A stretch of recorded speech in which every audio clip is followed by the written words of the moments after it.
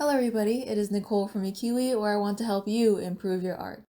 Today I'm going to be giving you 5 tips on how to improve your art. You can decide to use all 5, or you can just use a few. These tips may seem time-consuming, which they are, but if you want to improve, you have to put in the work. I don't want you to expect results overnight. In Malcolm Gladwell's book called Outliers, he says that it takes 10,000 hours to master anything. Now, I'm not telling you to go and draw 10,000 hours right now, but the point I'm making is that you have to start somewhere. Any amount of time you can put into your art will help you improve in the long run. So without further ado, let's go ahead and hop right into those tips. Like I mentioned earlier, any amount of time you can set aside to practice drawing will really contribute to your improvement in the long run.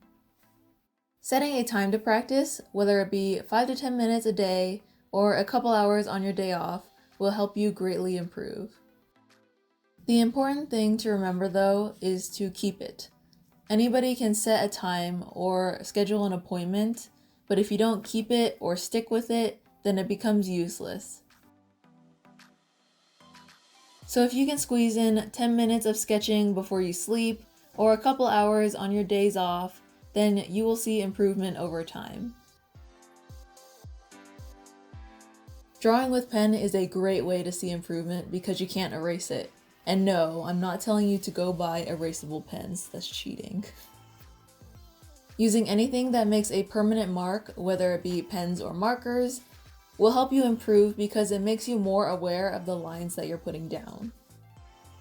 When we use a pencil or a tablet, we have the luxury of an eraser or the undo button. When you sketch or draw with a pen, you start to notice how many lines you put down. This will also make you more aware of the pressure that you're using. With a pen, depending on how much pressure you're exerting, you can actually get a whole range of shades.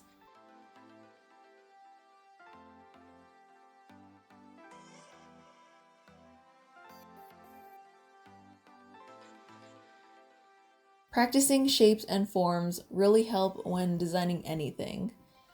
These shapes and forms are the fundamentals of drawing and can be used anywhere. A lot of people want to dive right into the character designing, but if you don't have forms or shapes down, it can be difficult to make your character look like they have volume or look consistent. On days that I can't think of anything to draw, or I want to practice but nothing too complicated, then I will start sketching shapes and forms and just keep practicing that.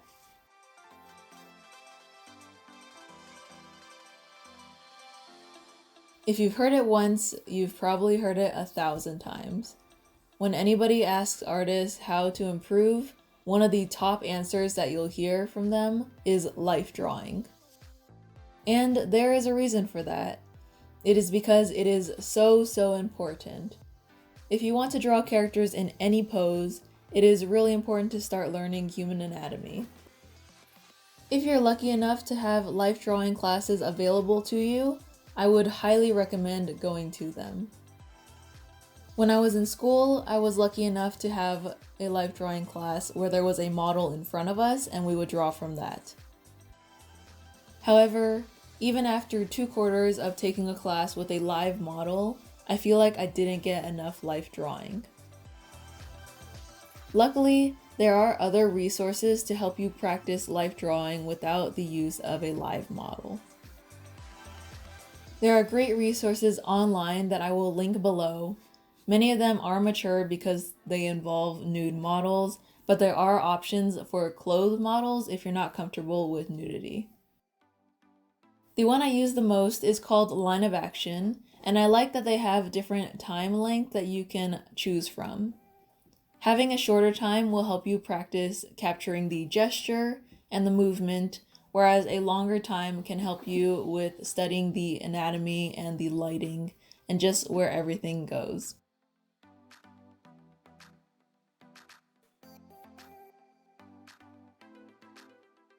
If you're up for it, ask other people for critique on your work. They can offer different perspectives on your art, and they may see things that you don't. As long as it's constructive criticism, try not to take offense to it. Think of it as a great way to know where to focus to improve. I hope you found these tips useful or helpful. If you did, please give this video a thumbs up and leave a comment down below. Remember, all the resources that I mentioned are in the description down below. So with that, I want to thank you guys so much for joining me today. Keep drawing, keep creating, and I'll see you guys next time. Bye!